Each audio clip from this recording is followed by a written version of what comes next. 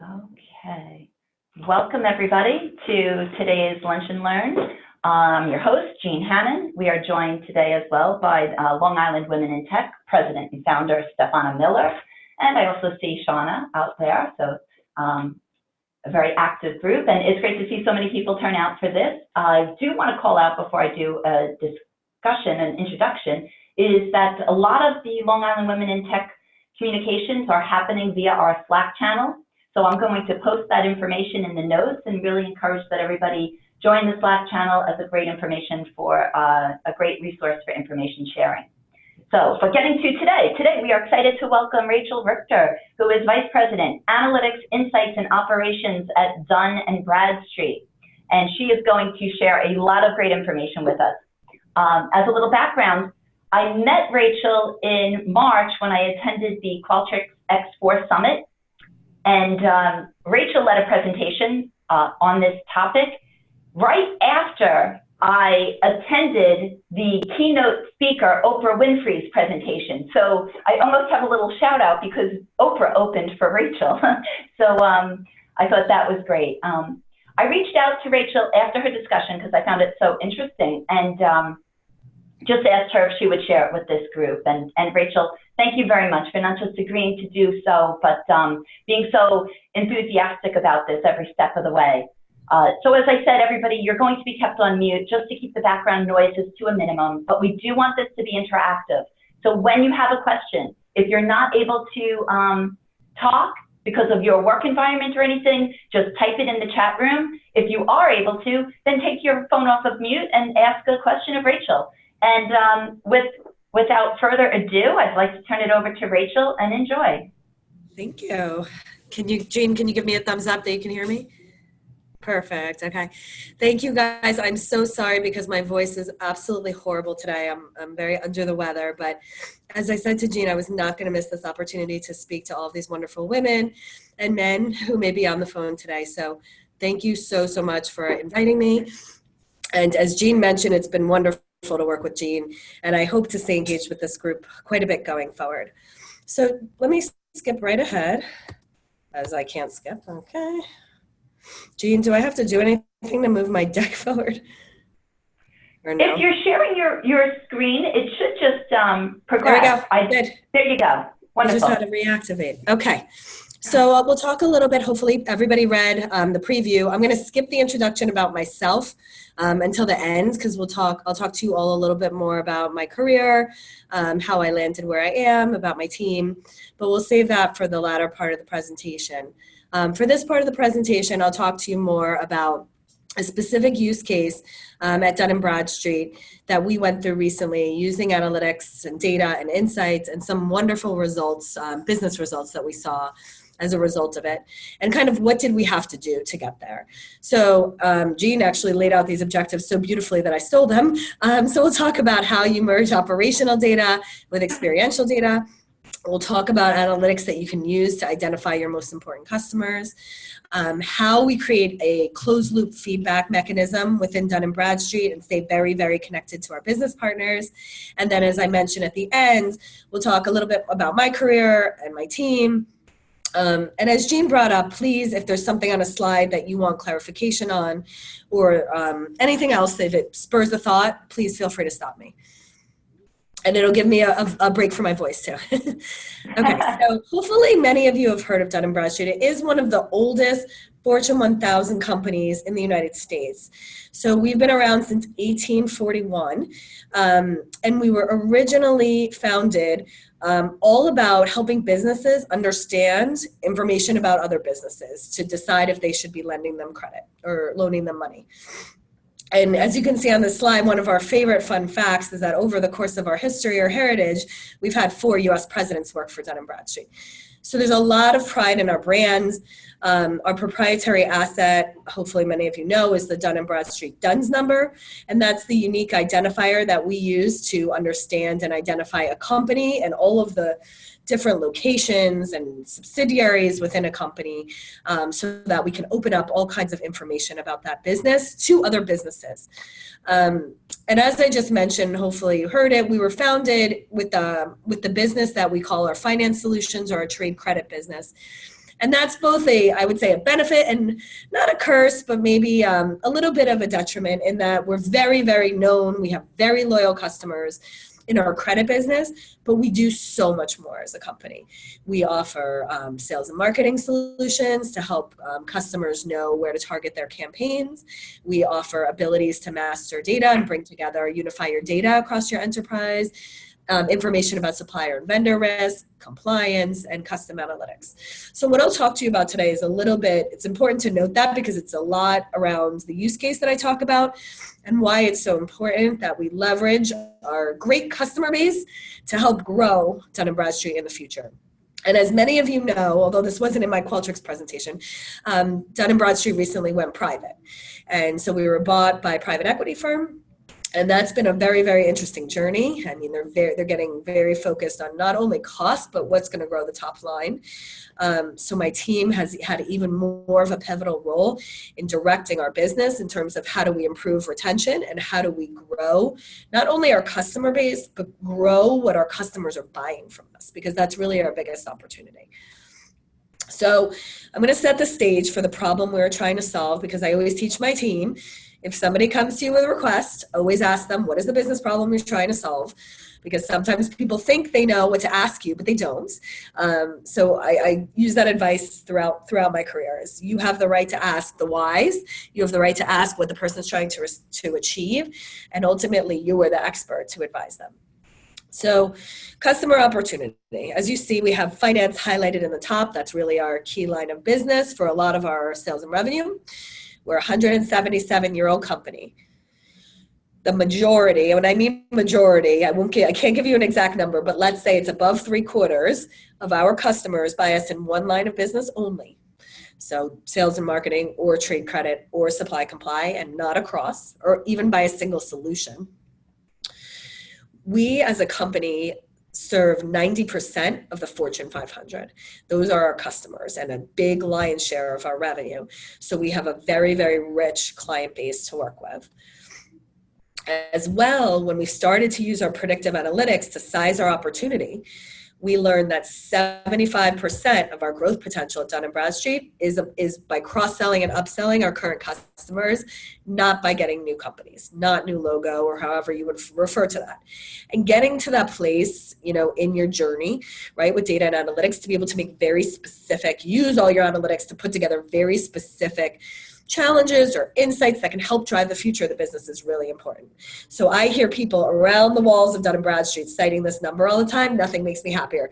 75% of our North America growth is cross-sell, upsell. So when you can come up with those little facts for your business partners and for your executives, it helps drive decision-making, which is why we're around. And then what we have had, unfortunately, in many of our lines of businesses and our regions across the globe, is we've seen a decline in both our NPS results and our retention. And so if you put that whole story together, the problem we're trying to solve is how can Dun Bradstreet maximize customer loyalty and retention to set the foundation to achieve that upsell, cross-sell opportunity. And so what I'm going to walk you through today is how did we do it and what impact it had. So the most important thing, and I spent a lot of time with Dun Bradstreet customers talking about internal best practices, laying your foundation is no simple task. And you may get decision makers and influencers that want you to do it quicker.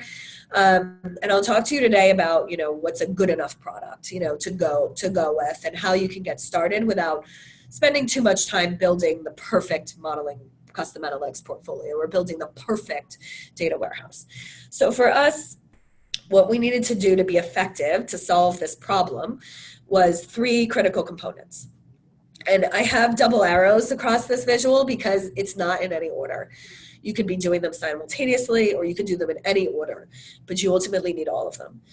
So the first one, I'll start at the top, is enabling that 360-degree view of customers and prospects.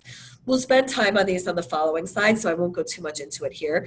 But ultimately, if you don't understand who your customers and prospects are, what they're about, where they should be going next in terms of their relationship with you, it will lead your teams or yourself to spend a lot of time finding data and matching data versus the value-add analytics. The next one, we'll go to the right, is create a customer feedback lifecycle.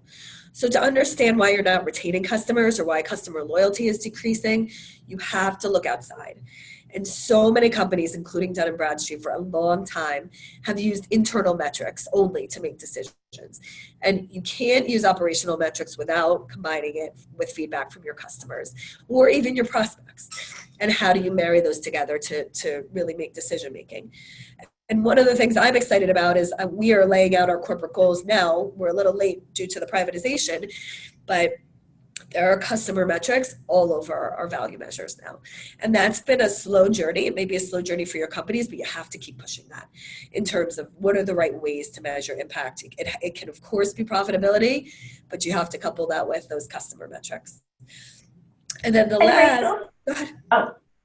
As you're looking at this in the 360-degree view, do you have, and if you want to get to this later, that's fine too, but who are the users of this information? Yeah, maybe I'll walk through that on the next slide. It's a great question. I would say the primary users right now are my team, but we're looking to build, we've nicknamed it data democratization, but that's a term many of you may have heard. Yeah. Where how do we use some of the BI tools like a Tableau or a Power BI to unleash? So we've started putting automated dashboards on a SharePoint site because not everybody's going to know SQL. Not everyone's going to know how to query the database, but we want to make sure that the insights from the database, to your point, Jean, are available beyond my team. So it's primarily my team, and then I would say also the sales operations team have direct access because they know how to query it. So, and then the last one is building a predictive analytics portfolio. So one of the lines of businesses that we're in is custom analytics. And so my team, has to be a best practice to our customers. We have to be showing that we know how and are getting benefit from our own data and analytics. So we work very closely with our predictive analytics team that sells to our customers to understand what they're doing. And we've modeled our own, predictive analytics portfolio against those best practices. So to Jean's point, let's first go through what is in actually, I'll just go through the whole slide at once. But so this, I'll be honest, because I get asked a lot of questions about this slide. I would say phase one was probably a 6-month journey. So before I even talk to you about what's in the warehouse, I get asked all the time, how long, how'd you get the money? So this is critical, I will say, to all data and analytics teams. I will say also that I know I'm very lucky to be part of a data and analytics company because that gives me the support that I need when I ask for investments like this. Even Dun Bradstreet as a data and analytics company, we had to build this for ourselves to make it usable for what we needed. But yeah, so it takes time. I have part of my budget going to this, and I have ongoing technology support against this data warehouse that we've built. Because as I'm sure many of you know, there's always new data sources. There's always changes to data sources or data flow. It's a never-ending investment. But I can say with confidence that probably at least 80% of my team's time is spent on value-add analytics versus finding, matching, merging data sources, which is not ideal for anybody. So the journey we're on that you can see here is basically on the left column, you can see we took a lot of time deciding what is the critical data that we use for all of our analytics requests. And so probably similar to many of you, we wanted our CRM data. We wanted our financial, like what our customers are spending. We wanted to understand how they're using our products. We wanted to bring in all the rich firmographic information that Dun Bradstreet has and we get to use for free, which is amazing. The contact data, so the people level data in addition to the company level data, what we're doing from a marketing perspective, how we're touching those companies and customers, our predictive models, our survey data, and then what are they doing online? And so these are a couple examples, there's way more. And then we use the power of our Dun Bradstreet DUNS number to link all that information together. So again, drink your own champagne, right? And then that unleashes all kinds of use cases, right? So we can do all kinds of different segmentation and targeting against our customers and prospects. We can trigger insights into sales directly, which, we're not going to talk about today, but there's some really great use cases of how we're taking digital information, intent data, and other things and triggering it to our sales team for outbound calls. And then how do we link it to other systems, right? Like our marketing automation system, our CRM. So we have this system linking into a lot of downstream systems that we use to push the insights for lead scoring as a great example, or other things that we're doing as a company. All right, so the next is the customer feedback lifecycle. Again, this was a long journey. I originally came to Dun Bradstreet, a little bit of background as a director, as a customer insights director, with just this area falling under me, with one analyst at the time. And so we walked in and we had one annual survey that cost a ton of money. And there were 8 people supporting it prior to when the 2 of us were asked to take over the program. This is when we decided to move to Qualtrics, and we said, listen, we have to really figure out what are those critical moments of truth across our customer journey, and who do we need that feedback from? So not just the moments of truth, but is it users giving us feedback on the product, or is it a decision maker giving us information mid-contract around, did you deliver the value? So as you can see, this is a mix of trigger-based surveys that we send through Salesforce, as well as annual surveys that we do to really understand, are we making progress against our NPS goals, et cetera. So I won't go through every point, but hopefully it gives you a sense of the fact that we try to understand as our customers join us and all the way through to hopefully when they never leave us, why? What are those reasons why? And how do we enable insights around that to our company? And Rachel, so there's approximately 20 steps there. There's a lot of steps. Is each one of those steps a unique moment in the life cycle and therefore a unique survey? Yes. Where you're collecting experience and just how they feel at that point in time and what their experience is? Right. So these aren't all going to the same person, but they are all unique survey points. So, contract signing, we're going out to the decision maker around their experience negotiating with us. Onboarding, we're going out to the user to understand how that experience went. As we get more survey results, because we do struggle in B2B with response rate, I know many companies do, the more surveys results we get, the more we're going to try to use this insight in our retention models to say, are there any of these that are just less predictive of if they retain, and can we pull back? But Jane, to your point, we do have rules so that a customer cannot receive a survey more frequently than every 60 days. So we do protect the customer. We do put rules around this to make sure that we are getting the critical feedback. We need to improve the experience, but that we are not inundating our customers, and that's why we go after different roles, and these are very much different points in the journey. But yes, this isn't one step in a process. These are unique points across the journey. All right, and then I haven't filled this in because I didn't want to overwhelm you guys with the number of models that my team has built, because we've been doing this for 7 years. But how we construct and decide, which predictive models we're going to build is using this kind of grid. So basically, let's go down the left first. So we have 3 types of models that we build. One are basically lookalike models, or propensity models, however you want to call them. And they basically identify and determine what unique attributes can best predict your next best opportunity based on where you've had success in the past. And we build those both to help target our new logo efforts as well as our cross-sell efforts, which are very, very different. For cross-sell, you're looking to understand the profile of a customer that's bought one solution that's going to buy the next solution. For new logo, you're looking to kind of bring them in the door with lead generation and marketing activities. I'll go to demand estimators next. Those think of them kind of as CLV, right? So how do you understand the ultimate dollar potential of a company, right? So the propensity models tell you probability, right? They're 0.9, very likely to become a customer. But the PDEs will tell you, are they likely to spend $5,000 or $50,000? And so where the PDEs have become very interesting is, how do we prioritize high-touch activities? When sales or marketing people are involved, you want to be going after not the $5,000 opportunity, but maybe the $500,000 opportunity. And just to pause for a moment there, what did some of the acronyms stand for, the CLV and the PDE? So we didn't, so it's customer lifetime value. Sorry, if you guys aren't familiar, that's a really good quick, Jean. Customer lifetime value is really a calculation that tells you what you think a customer's long-term potential is with their company.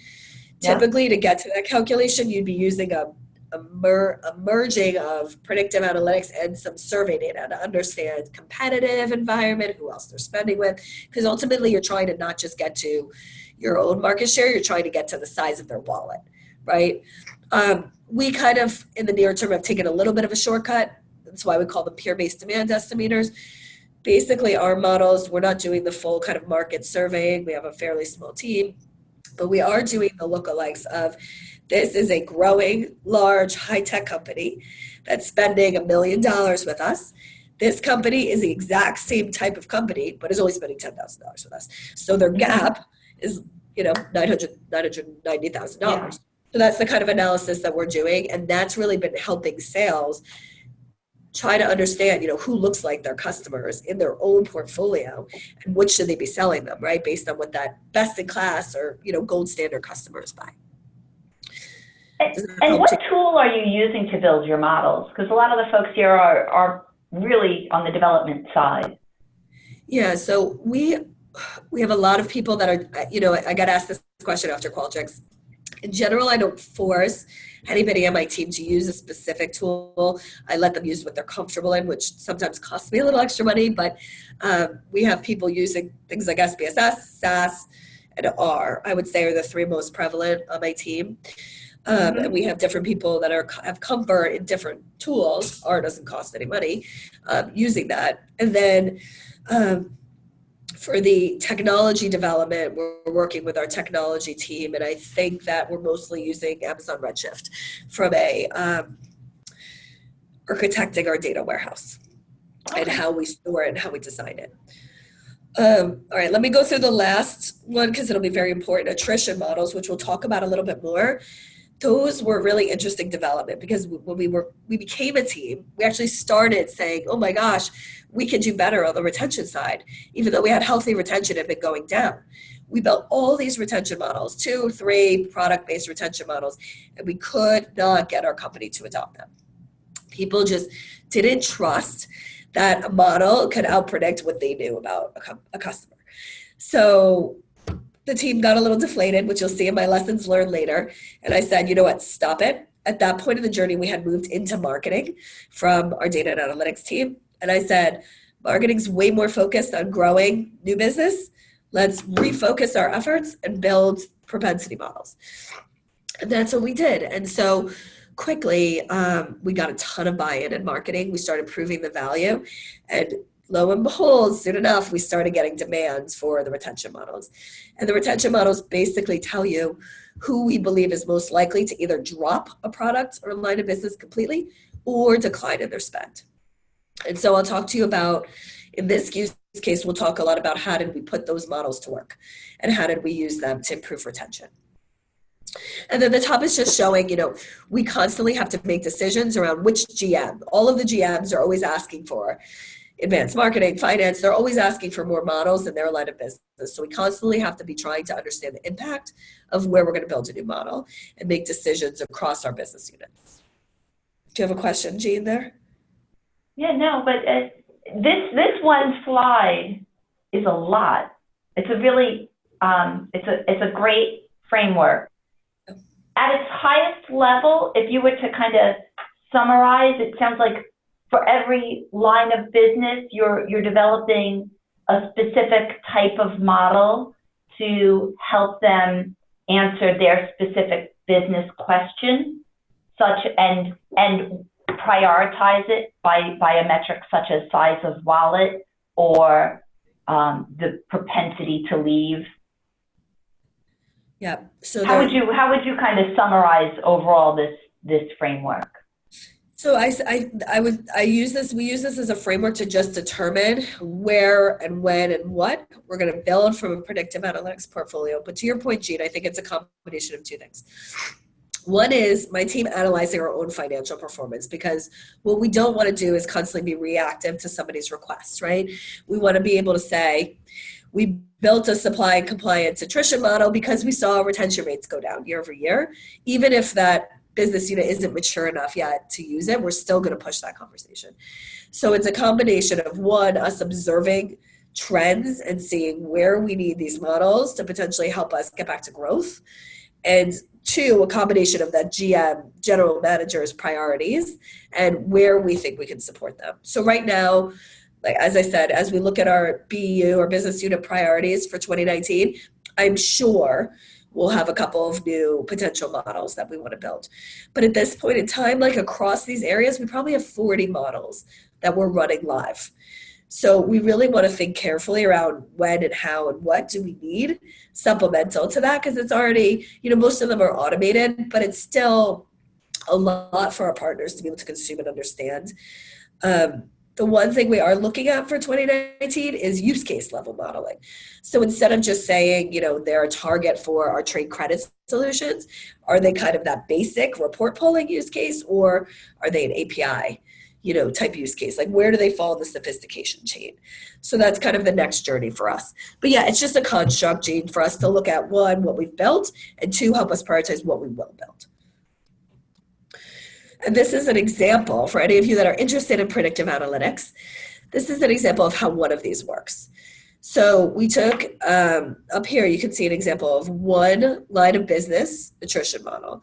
And on the left side, you can see, usually we'll be testing hundreds of data points to determine if they're correlated to our outcome. And in this case, our outcome was they dropped their spend in that business unit.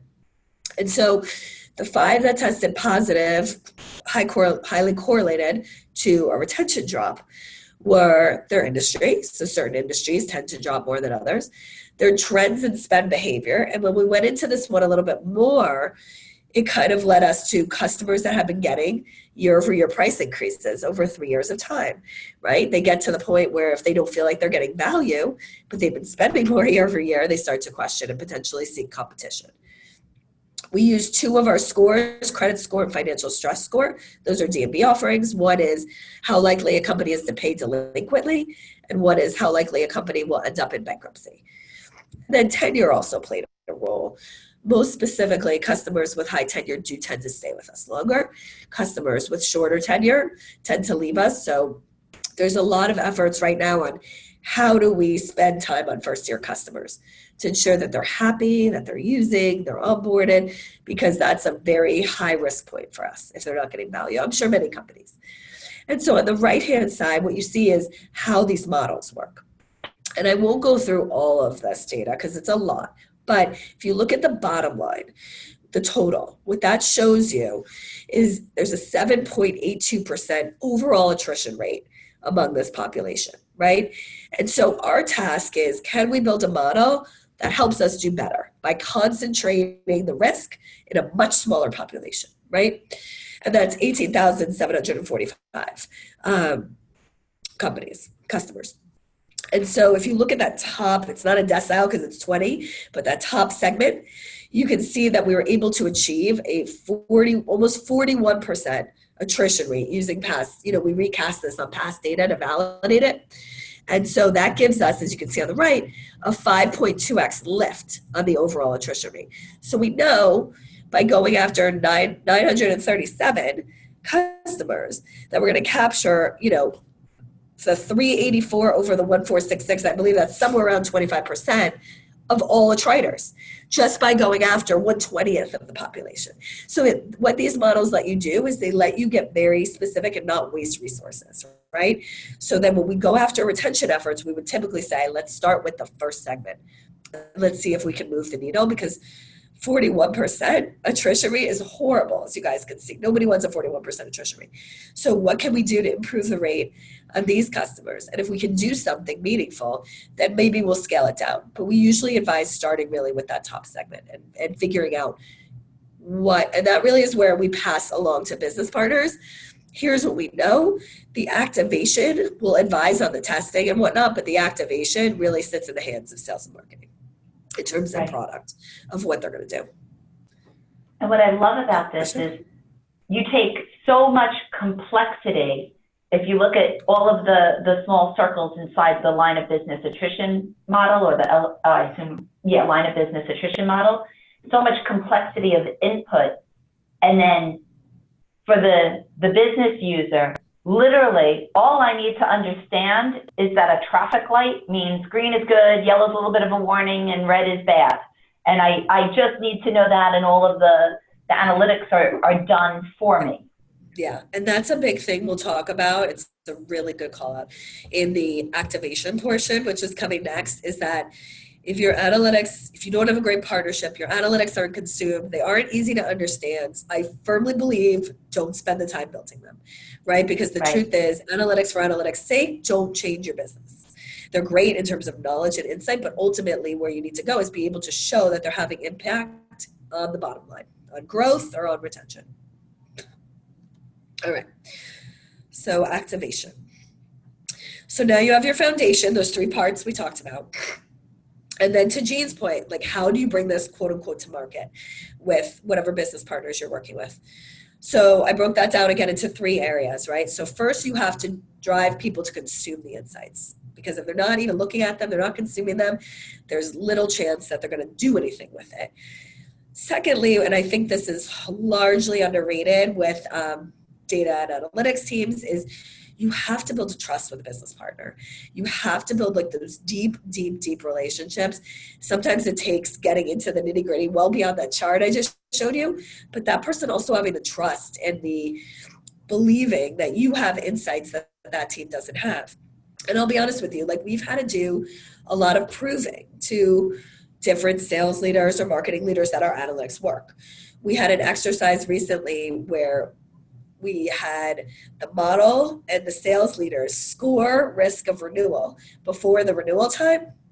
The models got it 83% right, and the sales leaders got it 16% right, which just shows you like, and that's, you know, in one of our enterprise channel, right? One of our enterprise channels, it just shows you like the models can pick up things that a sales leader doesn't know. That being said, and I'll talk to you guys about this later, I'm a firm believer that the person interfacing with the customer gets to make the final call. My job is to serve up everything I know about risk or opportunity, but there are always going to be times where the analytics are wrong. I always say I think they're about 80% right. I do believe that. But ultimately, there's going to be things like a sales leader saying, no way, I just approached them with the solution 6 months ago. I wouldn't always know that if it's not tracked in Salesforce. Or they told me at a meeting, they would have no interest in this. I would never know that. So the partnership is very, very important. And then tracking impact. So for any of you that have teams or are part of a team that you want to grow, I want my team to grow, the only way to do that, and I talk to my leaders about this every day, is to show the impact end to end of the work you're doing. So when we deliver a model or we deliver a target universe, what is it being used for and what did it result in? Because if I can't talk to anybody about ultimately driving sales or improving revenue, like nobody cares. So we're really working on that discipline on my team right now, which has been hard because a lot of analytics people want to just do the great analytics and then hand it off to somebody else. And it's very hard to push them to say, what did it do? And then ideally, how do you make the analytics better?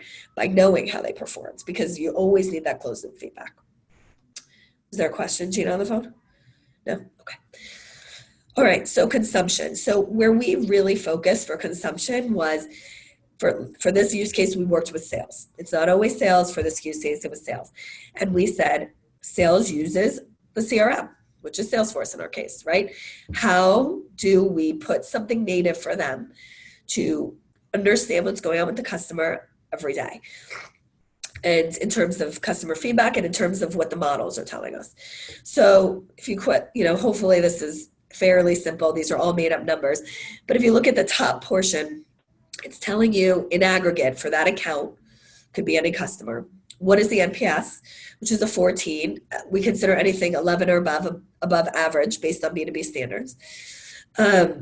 Customer overall satisfaction, 7.5. You start to get below, from a mean perspective, below an 8. We start to categorize that as yellow.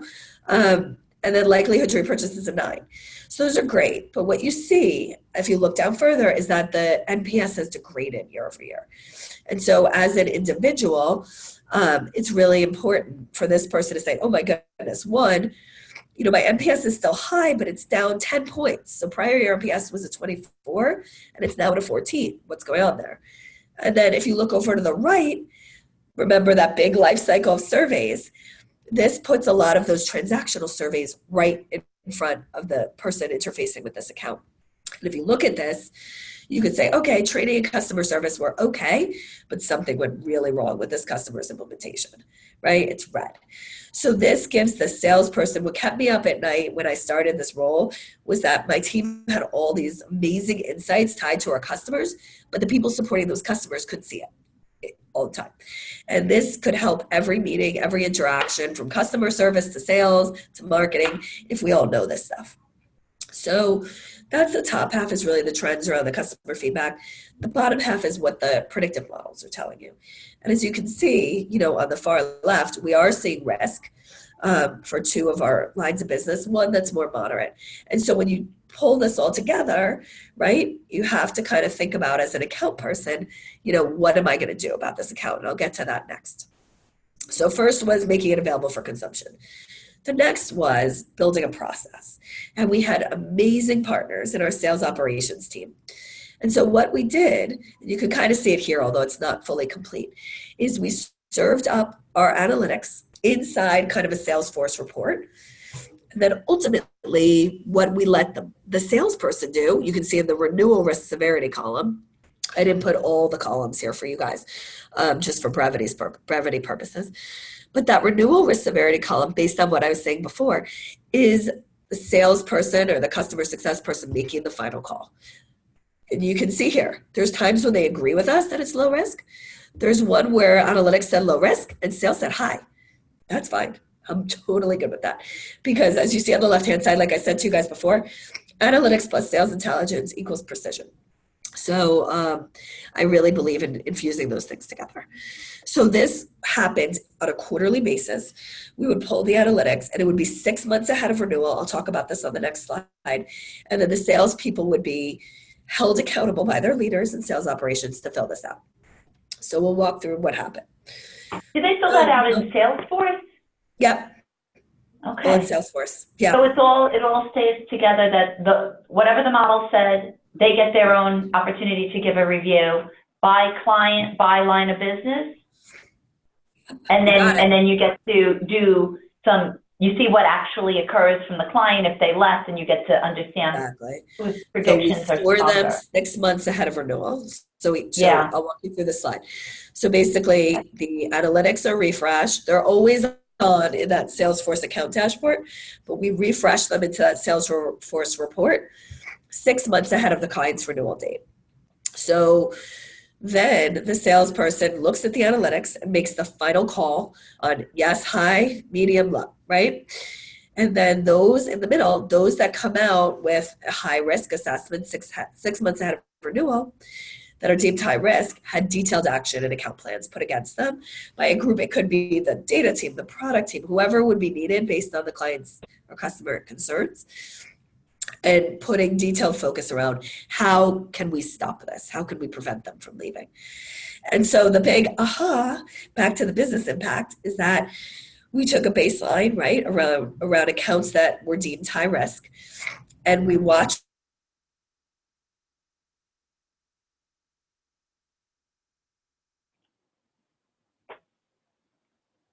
Rachel, I either don't hear you or you froze. She froze. Actually, and if you think of the dollars associated to that, it's pretty cool. So we were actually able to trail this through to business impact. All right, Rachel, you froze for just 30 seconds there. Am I back now? You're back now. Okay. So it was almost like a real cliffhanger. It was like the aha moment. And then we were able to trail this through. That last column is that we were able to show that among high-risk customers, we were able, versus baseline, to improve their retention rate 15%. And so what I was saying before is that's not 0.15 of 70%. That's 15 whole percentage points on top of 70. So 70 is not the real number, but maybe we were going from 70 to 85. And if you think of the dollars associated with that, it's pretty amazing. And so this takes, though, I will say, in closing on this part, it takes a ton of work, because holding people accountable to tracking and to a process is hard. And then constantly measuring against that process is hard. But if you want to prove the value and the impact of what you're doing, you have to do it. And so this was a clear win, and why, and I'll share with you guys at the end, but my team recently moved to sales. So I now report to our Chief Revenue Officer as of April. And I think the opportunity is bringing increased rigor with sales around doing more of this. This happened because we had a very, very data-driven sales leader, but we want to do more of this for other regions, other lines of business, other areas of our company. So our goal is to do more and to track it to outcome. And so I'll talk to you guys really quickly about what we're thinking of next. I'm just checking on time. All right. Oh, I'm late. Okay.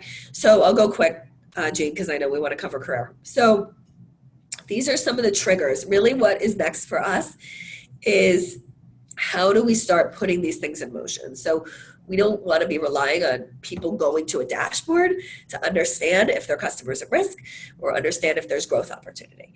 So I won't go through all of these, but these are some examples of retention risk triggers that we're going to start to build criteria on that we're going to firing off all the time. So customers not using a product. Customer doesn't feel trained. Customer says they're not receiving value, right? How do we start triggering that for immediate action? That's our big priority. And so I'll move really quickly. So key takeaways for this group, which I think is really important. I spent a lot of time thinking about these, about this business scenario, is I see a lot of customers get overwhelmed when I talk to them about these topics. And so I would really say, find a business unit, a product, a customer experience, start building out that foundation that you need on something specific where you think there's opportunity, and don't try to just go after everything at once, because you will sometimes get caught in resource constraint that way. Try as much as you can from an impact perspective.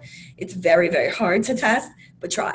Because with testing, you always want to pull out a control sample, and a lot of times your business partners don't want you to do a control sample. And it's very, very hard. But sometimes you can look at baseline versus, whatever test you're putting in market. And just try to be prepared going into anything that you're asked. How will I measure success? It's very important to think about that. And the last, like I said before, is don't give up. Like I said, when we were building attrition models, my team had some tough days. We've always had some tough days of people not believing what we had to offer or saying they were going to use it, not using it. You know what you're doing is right, whatever you do, right? It may not be this.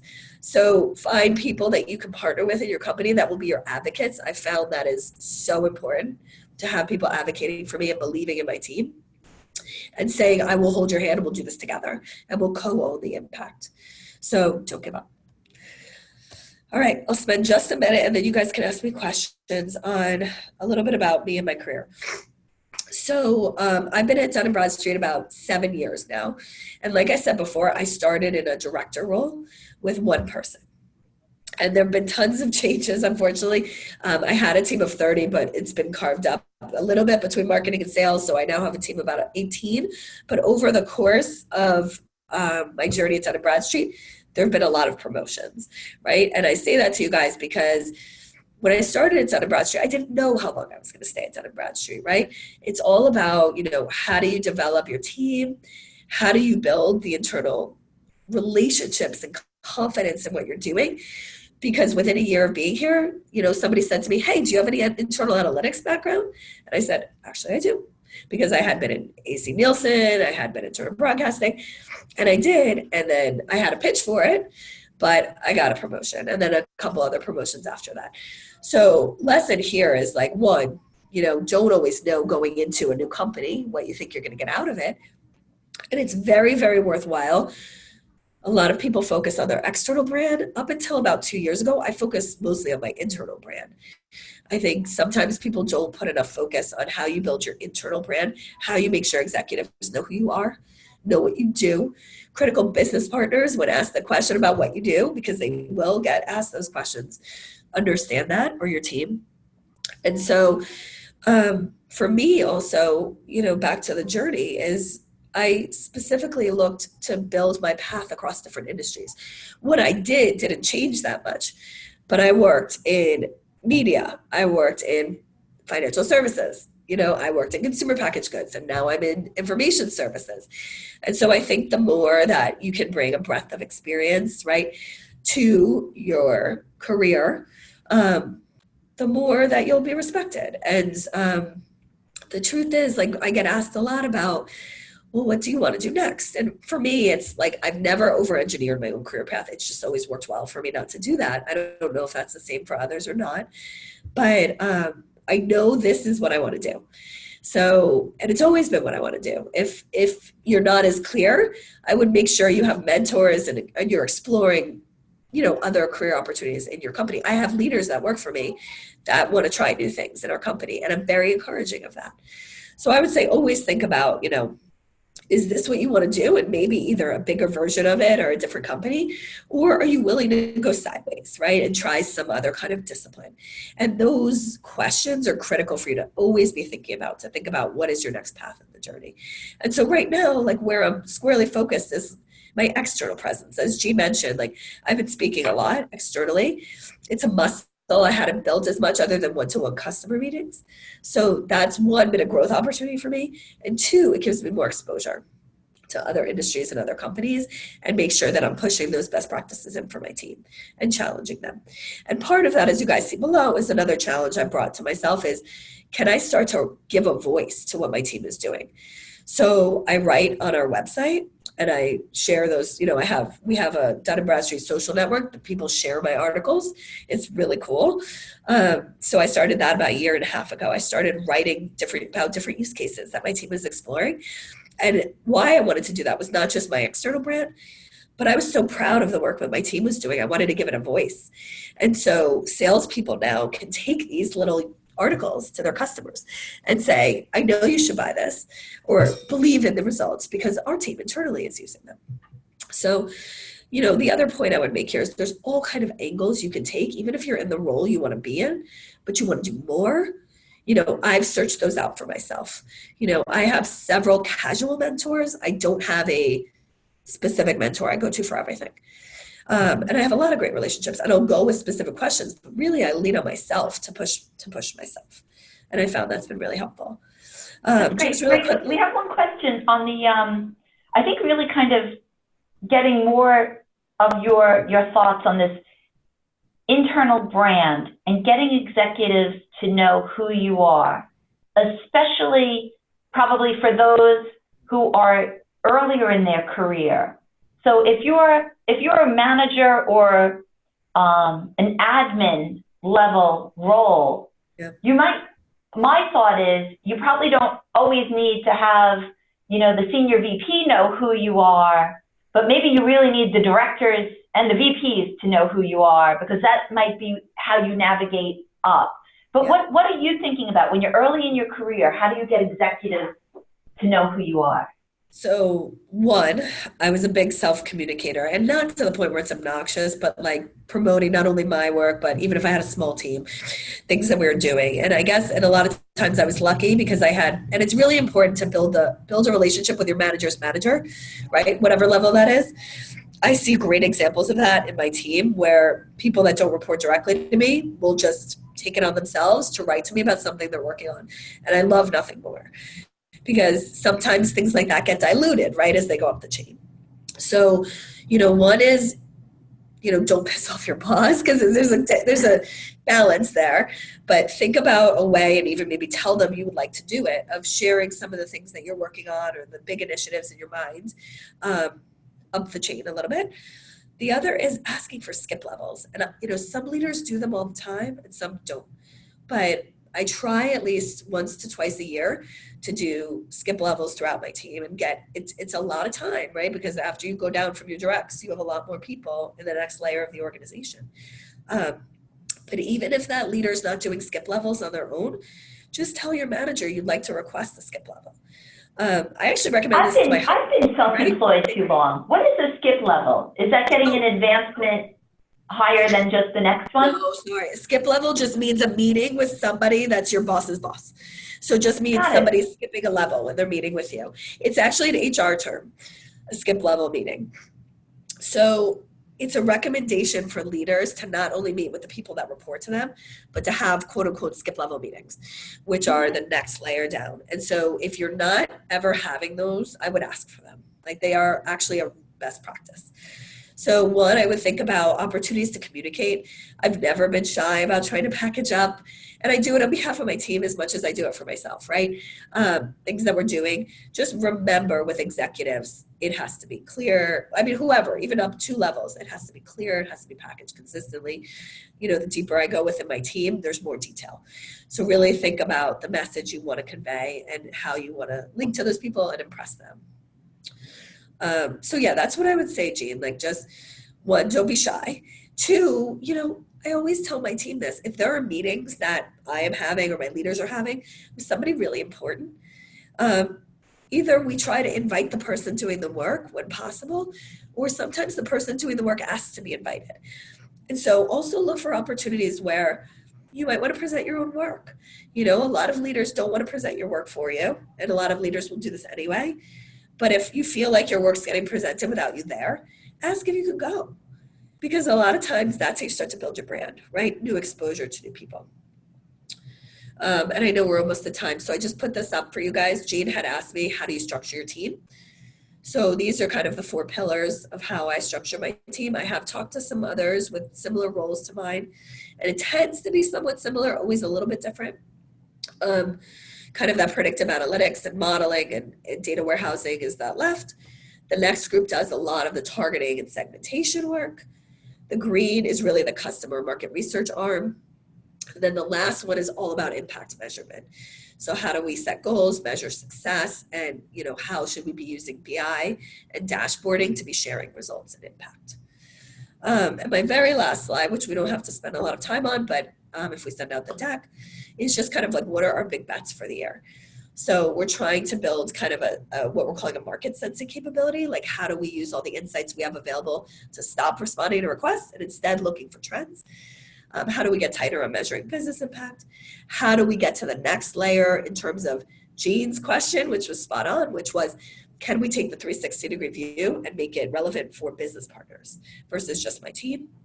And the last was the whole concept of triggers, and how do we start putting some triggers into market? So that is what I had. I talked a lot. Does anybody have any questions? I just wanted to make one comment. The number one thing I thought about all of this, you did so much work on predictive analytics. The number one thing I got out of this is make sure the data is where the people are, right? Yeah. Put it in Salesforce. So I'm taking that back to work, guys. Put it in Salesforce, because if it's in there, they're going to use it and it's going to be useful, and then they can provide feedback. And my sales team, they work out of Salesforce, and you know, it could be any CRM tool, but the point is put it where they are. Don't expect them to go somewhere for it. Totally. I'm so glad. Good. The other jewel of that, Stefana, is not just that it got put where they are, but then they're accountable for it. So there's a predictive machine saying high risk. It takes a lot of guts to override, you know, a proven accurate algorithm and say, low risk, I'm not doing anything. Well, and to your point, Jean, their leader can view if they haven't done their assessment and hold them accountable, because some sales leaders still don't put in their final assessments, or sales reps. And so it holds them accountable for actually doing what's being asked of them, and we can track it. Yeah.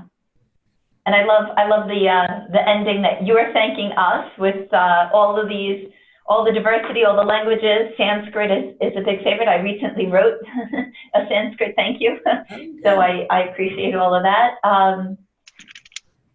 Thank you, Rachel, for taking all of your time and sharing so much information, and just even to do so any day is so appreciated. But to do so on a day that you're not even feeling 100% well is really above and beyond. So on behalf of all of us who had the real pleasure of attending today, thank you. And I certainly look forward to continuing our relationship, and I hope you are interested in future sessions too with Long Island Women in Tech. Please connect with me on LinkedIn, on Twitter. You know, I love to, like I said, at Qualtrics, Jean, like I love to meet new people and interact with new organizations and new women. So please don't be shy. I would love to connect with all of you. And I'm going to start attending some of these events as well, because I think they're so great.